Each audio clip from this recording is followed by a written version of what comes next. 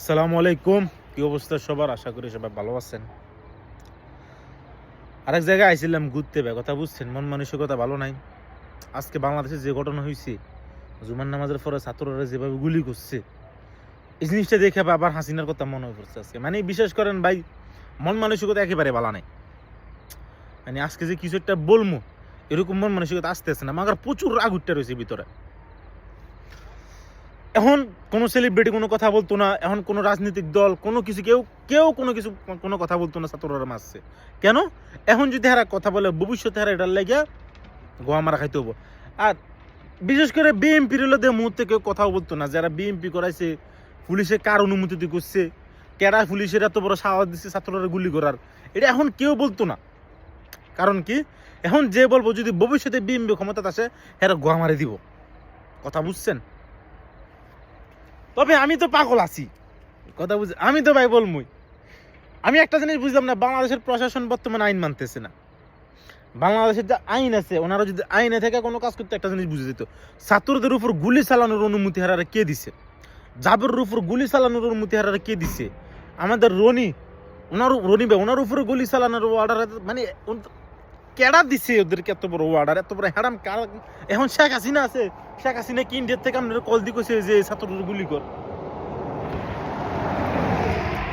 ওসমান হাদি ভাইয়ের তো খাই লাইছ, কার গাবলিতে লিখেছে? পুলিশের গাবলিতে, মানে হেরা মারতে ফেলছে। পুলিশে যদি তার কাম ঠিক মতো করতো, তাহলে ওসমান হাদির মারতো না। কথা বুঝছেন? এখন দেখতে আছে যে ওসমান হাদির বিচারটা একটু বেশি বাড়াবাড়ি হইতে আছে, তো পুলিশের সহ্য হইতে আছে না। যদি বেশি বাড়াবাড়ি হয়, আমরা ধরা হরি যাবো। আবার আরেক পুলিশ অফিসার কি কয়, হাদির লাশ নিয়ে যা, আমার কাছে আছে, হাদির লাশ নিয়ে যা। মানে এটা কোনো কথা? এটা কোনো কথা যে হাদির লাশ নিয়ে যা? মানে মানে পুলিশে কি মনে করে কথাটা বললাম, আমি এটা বুঝলাম না। এবার একটা কথা বলি ভাই, মানে এটা রাগের মাথা কথাটা বলবো, ঠিক আছে? তো হয়তো কেউ মাইন্ডে নিতেও পারেন, আবার হয়তো কেউ মাইন্ডে নাও নিতে পারেন। বাঙালি যারা আছেন, ছাত্ররা যারা আছেন, ঠিক আছে ভাই, একটা হুন্ডার হেলমেট কিনা কোনো বড় ব্যাপার না ভাই। আজ গেলে 500-600 টাকা দিল একটা হুন্ডার হেলমেট পাওয়া যায়। আমার মতে ভবিষ্যতে যারা ভাই আন্দোলন করবেন, আমার মতে যারা ভবিষ্যতে আন্দোলনে নামবেন, আন্দোলন করবেন, প্লিজ ভাই অনুরোধ আপনাদের কাছে, একটা হুন্ডার হেলমেট নিজের মধ্যে লাগাই রাখেন। একটা সুইচ গিয়ারের দাম হাইস্ট গেলে ভাই 600-700। হয়তো আমারে কইতেছেন যে আমি হয়তো বাংলাদেশের সন্ত্রাস বাড়াইতে আছি, তবে যে জায়গা পুলিশে নিজের আইন মানে না, সে জায়গাতে আমরা বাঙালি কি মনে করে আইন মানতাম, আমার বুঝান। পুলিশে যারে মন ছেড়ে গুলি করে ববো, যারে মন ছেড়ে মারি ববো, এটা আইন আছে? মানে বাঙালি যদি আতস্ত্র হলো, এটা আইনে নাই, এটা বে আইন। যে জায়গায় সরকারের ঠিক মতো আইন মানে না, এই জায়গাতে আমরা কে বালের আইন মানবো? তবে আমরা বাঙালি, আমরা ফোন মারা খাওয়ার শখ আছে।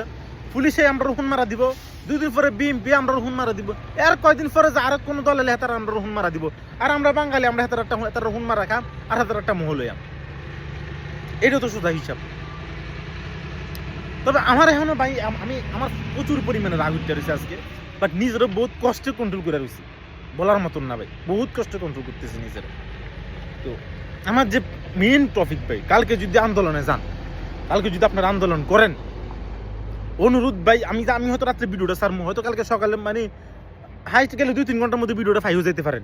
আমি জানি না আমার ভিডিও কি লাইভ, মানে ফরিতে যাইবো না আমার ভিডিও বড় কোনো ইয়েতে যাবো, আমি তা জানি না। তবে আমার মতে ভাই, আইন যেহেতু সরকারে মানতেছে না, আইন যেহেতু পুলিশে মানতেছে না, আমরাও ভাই সেন্টার আইন মানেন না। হয়তো আমার রিক্স আছে, ভবিষ্যতে আমার বাংলাদেশে গেলে হুলিশ করবো। তবে এসব জিনিস এলে যদি হুলিশে আমার ধরতে ভাই, আজকে একটা পুলিশও কইছে না যে হাদির লাশ নিয়ে যা, কার কথা পুলিশও আর মারি করবো হাতের লাশ নিয়ে যা। কথা বুঝছেন? তবে তুই শিওর ভবিষ্যতে যদি আমার বিনা কোনো কারণে, বিনা কোনো দোষ ছাড়া যদি মানে রাজনীতিক কোনো কাজে বা রাজনীতিক কোনো ঝামেলা নিয়ে যদি আমারও ধরতে বা আমি কেউ নিয়ে কথা বলছি আমার কেউ ধরতে বা আমি বাঁচি আর মরি, তবে এটা শিওর আমার যে ধরতে হবো অ্যাটলিস্ট 2-3টার আমি লগালে মরি। একা জিন্দিগিতে যাইতাম না ভাই। অ্যাটলিস্ট আল্লাহর সামনে যে খারু কইতারিম যে আল্লাহ আরো 2-3টা না, আমি যে আইনি যে এক নাফরমান, আল্লাহ আর 2-3টা নাফরমান লই আইছি। কথা বুঝছেন? আমি ডরাই নাই ভাই, সোজা হিসাব।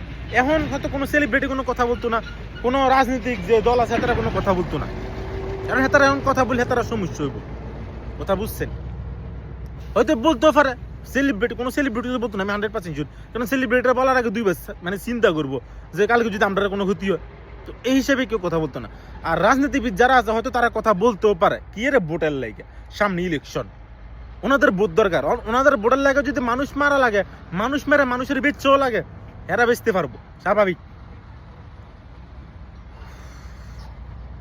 আমার শুধু একটা কথা ভাই, কালকে যারা আন্দোলনে যাবেন বা আন্দোলন করবেন নিয়ত করছেন, যাবেন রে, রনি ভাই রে, এখন আবার নাসির উদ্দিন পাটোয়ারি হয়ে গেছে, হয়তো হাসনাত আব্দুল্লাহ যাইবো, বলা যায় না।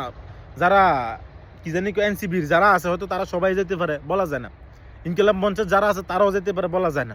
আমার মতে ভাই যদি জান একটা হেলমেট লাগাই যান আর একটা সুইচ গেট লগে যান। সুইচ গেট যদি না খান, ঘরে আড্ডাও আছে, বাংলাদেশের প্রত্যেকটা মানুষের ঘরে আড্ডাও আছে, একটা একটা আড্ডা লই ওঠেন, ইতিহাস একটা খার করাই দেন যে তোরা যেহেতু আইন মানুষ নেই, আইন যে আমরা অসুদি না। আর হিসাবটা বুঝেন না। হয়তো অনেকে বলতেছেন ভাই তুই বিদেশে আস, তুই বিদেশে থেকে কথা, ভাই দেখেন আমি অন্যায় সহ্য করি না মানুষ না। আমি দেশে যাবো, যদি আমার সামনে কেউ অন্যায় করে, এত পুলিশ হোক, এত রাজনীতিবিদ হোক, এত প্রধানমন্ত্রী হোক, মরে গেলে গেছি ভাই নগদ প্রতিবাদ করাম। আমি এই জিনিসটা না, আমার বাপ আমার এই শিক্ষা দিছে যে হুদ অন্যায় করবি না, অন্যায় যে করে তারা প্রশ্রয় দিবি না। কথা বুঝছেন? আমার বাপের কাছে আমি এই শিক্ষা পাইছি। এবার হ্যাঁ যত বড় ক্ষমতাশালী ব্যক্তি হোক, আল্লাহর চেয়ে বড় ক্ষমতাশালী দুনিয়াতে কেউ নেই ভাই। আল্লাহ যদি আমার মারতে চায় স্বাভাবিক 2 সেকেন্ডের মানে 1 সেকেন্ডও লাগবে না, আমার আল্লাহ উঠে নিব। এর মানে এটা আমি সারাটা জীবন ডরায় যাবো, আমি আর কেউ কিছু একটা বললে আমি ডরায় যাবো। টাকা জীবনে আসবো ভাই, বহুত আসবো। তবে আল্লাহর কাছে আল্লাহর পছন্দর মানুষ হন ভাই, এটা খুব ক্রিটিক্যাল ভাই। এমন তো ভাই নামাজ টামাজ ঠিক মতো পড়ি না, সারাদিন গুণেরও ফিলিপ্ত থাকি। একটা ভালো কাম করে যদি মরতে পারি ভাই, অ্যাটলিস্ট আল্লাহর সামনে কারো কইতে পারবো যে আল্লাহ একটা ভালো কাম করে আপনার কাছে আইছি। কথা বুঝছেন? তো আমার মতে ভাই কালকে যারা ভাই আপনারা আন্দোলনে যাইবেন, যারা আন্দোলন চিন্তা ভাবনা করছেন আন্দোলন করবেন, অনুরোধ ভাই আপনাদের কাছে খালি হতে যাই না ভাই। বিশ্বাস করেন ভাই, আমরা যে সময় দেখি, আমরা বিদেশ থেকে যে সময় দেখি যে আমাদের ভাই এদের উপরে গুলি চালাইতে আছে, আমাদের বোন এদের উপরে গুলি চালাইতে আছে, বিশ্বাস করেন ভাই কুলজাটা জ্বলে ভাই। ইমানদারি কথা ভাই, মদিনা শরীফে কারো রয়েছে ভাই, কুলজাটা জ্বলে ভাই। বিশ্বাস করেন অনেক কান্দাই ভাই, মনে মনে চিন্তা করি আল্লাহ যদি কোনো সময় আমার ক্ষমতাতে বাংলাদেশের ব্যাস অর্ধেক পুলিশ এদিনই মারি গেলেন, কসম কাটি কইতেছি ভাই, ব্যাস অর্ধেক পুলিশ এদিনই মারি গেলেন।